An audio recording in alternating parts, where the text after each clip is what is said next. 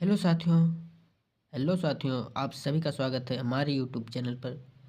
दोस्तों, जैसे कि आप सभी जानते हैं कि बोर्ड एग्ज़ाम भी आ गया है 12th का, और हमें बायोलॉजी सब्जेक्ट को 1 महीने के अंदर कैसे तैयार करना है। तो आइए हम 15th इम्पॉर्टेंट क्वेश्चन के बारे में भी बात करेंगे।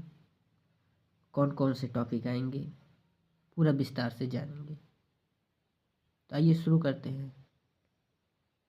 ये देखिए आपके सामने है। पहला टॉपिक है लैंगिक जन्म। ये आपके लघु उत्तरीय क्वेश्चन में आएगा। दूसरा अनिषेक जनन।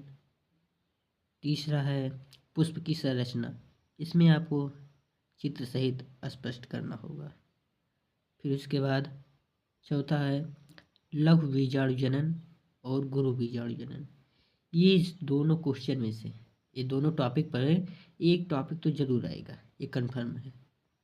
उसके बाद छठवां नंबर है परागण। इसको आप अच्छे से तैयार कर लीजिएगा।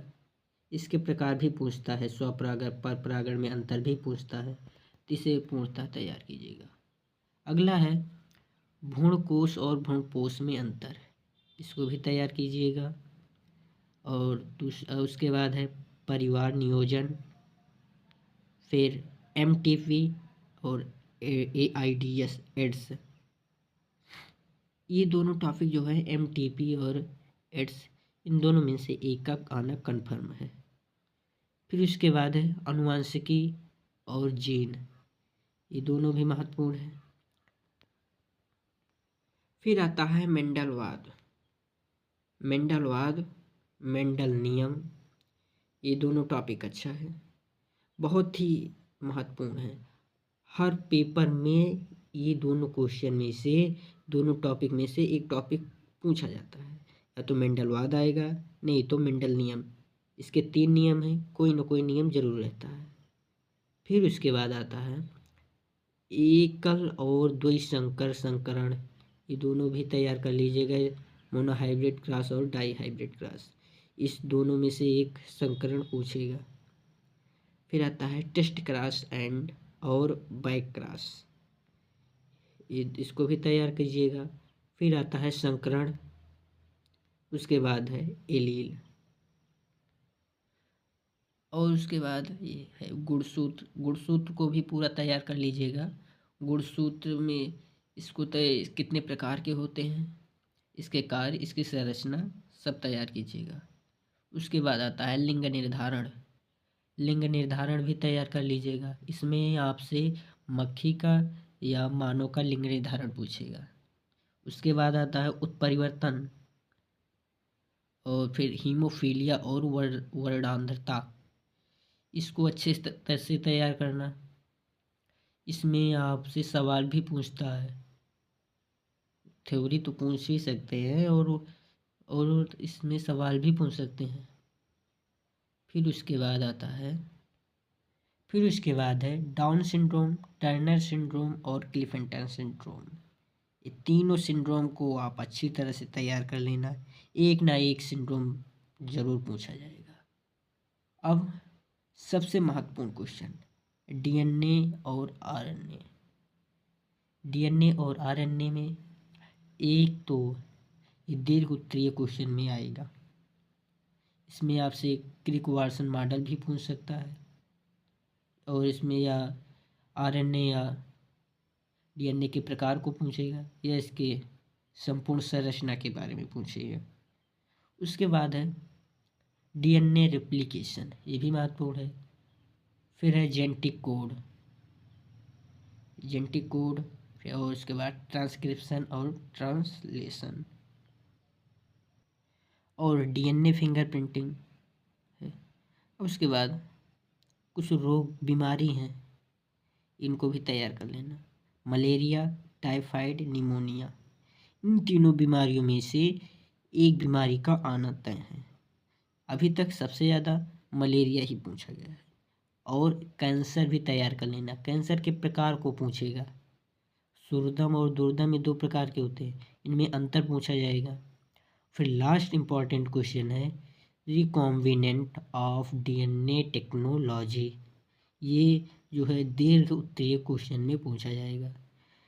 तो ये रहे 30 इम्पॉर्टेंट क्वेश्चन। तो ये जो 30 क्वेश्चन हैं, ये 30 क्वेश्चन जो साथी हमारे पढ़ रहे हैं लगातार बायोलॉजी, रिवीजन कर रहे हैं, उनके लिए है कि यही टॉपिक रिवीजन करें। आप एक दिन में 2 टॉपिक कंफर्म करते हैं, तैयार करते हैं, तो आसानी से आपका ये 15 से 20 दिन में तैयार हो जाएगा और आप अच्छे नंबर ला सकते हैं। अब हम बात करते हैं कि वेरी इंपॉर्टेंट क्वेश्चन, जो अभी तक कुछ नहीं पढ़ा वो कौन सा क्वेश्चन पढ़े ताकि वो भी अच्छा नंबर ला सके। तो आइए हम उन क्वेश्चन को भी जानते हैं। तो आइए दोस्तों, हम उन क्वेश्चन को भी जान लेते हैं जो कि आप उन क्वेश्चन को तैयार करेंगे और आप अच्छे नंबर भी ला सकते हैं। महत्वपूर्ण क्वेश्चन है।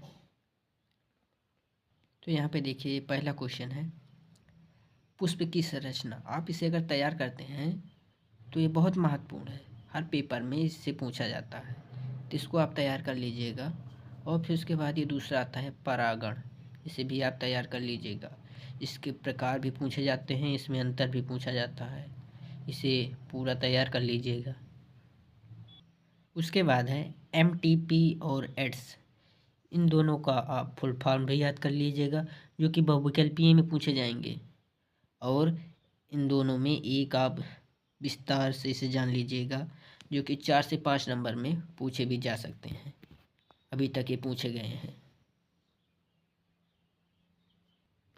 उसके बाद है ये मेंडलवाद और मेंडल नियम, इन दोनों को तैयार कर लीजिएगा, इन दोनों से हर बार क्वेश्चन पूछे जाते हैं। उसके बाद है टेस्ट क्रॉस और बैक क्रॉस, इन दोनों को भी आप अच्छे से तैयार कर लीजिएगा। इन दोनों में से एक कोई 3 या 4 नंबर में पूछा जाएगा। उसके बाद ये 17 नंबर है गुणसूत्र, गुणसूत्र को भी आप तैयार कर लीजिएगा। और फिलिंग उसके बाद है हीमोफीलिया और वर्णांधता, इसको भी तैयार कर लीजिएगा। इसमें से एक 4 नंबर में पूछा जाएगा और इन दोनों से एक सवाल भी आएगा, तो इन्हें अच्छी तरह से तैयार कर लेना। उसके बाद 22 नंबर है DNA और RNA, जो कि मैं पहले ही से बता चुका हूँ कि ये अत्यधिक महत्वपूर्ण है, दीर्घ उत्तरीय क्वेश्चन में पूछा जाता है। क्रिक और वाटसन भी पूछा जा सकता है इसमें, या इसके प्रकार भी पूछे जा सकते हैं, इसकी संरचना भी पूछी जा सकती है, इसे आप अच्छे से तैयार कर लेना। ये 25 नंबर है ट्रांसक्रिप्शन, ये भी पूछा जाता है। और फिर 28 नंबर है मलेरिया, मलेरिया भी पूछा जाता है हर बार, इसका प्रकार भी पूछा जाता है, कौन सी मलेरिया है, इसके बचाव। तो मलेरिया ज़्यादा इसे ही तैयार करना आप लोग, मलेरिया हर बार पूछा जाता है। फिर उसके बाद आता है रिकॉम्बिनेंट ऑफ DNA टेक्नोलॉजी, इसको भी तैयार कर लेना, ये दीर्घ उत्तरीय क्वेश्चन में पूछा जाता है। तो पूछा जाता है और इसका एक लाइफ साइकिल आता है, आप उसे भी तैयार कर लीजिएगा। तो ये कुल रहे 13 क्वेश्चन कुल हैं ये। आप इन 13 वेरी वेरी इंपॉर्टेंट क्वेश्चन को तैयार कर लीजिएगा। अगर आप अभी भी कुछ नहीं पढ़े हैं तो इन 13 क्वेश्चन को तैयार करते हैं तो आप अच्छे से पेपर में नंबर ला सकते हैं, 40 से 45 नंबर, 50 नंबर आप ला सकते हैं। तो इन क्वेश्चन को आप ज़रूर तैयार करें। अगर आप एक दिन में 2 क्वेश्चन तैयार करते हैं तब भी आप 20 या 25 दिन में आप अच्छे से पूरे बायोलॉजी को पढ़ सकते हैं। तो ये जानकारी आपको कैसी लगी कमेंट में ज़रूर बताएं, और नए हो तो चैनल को सब्सक्राइब करें और अपने साथियों तक जितने भी 12th में हैं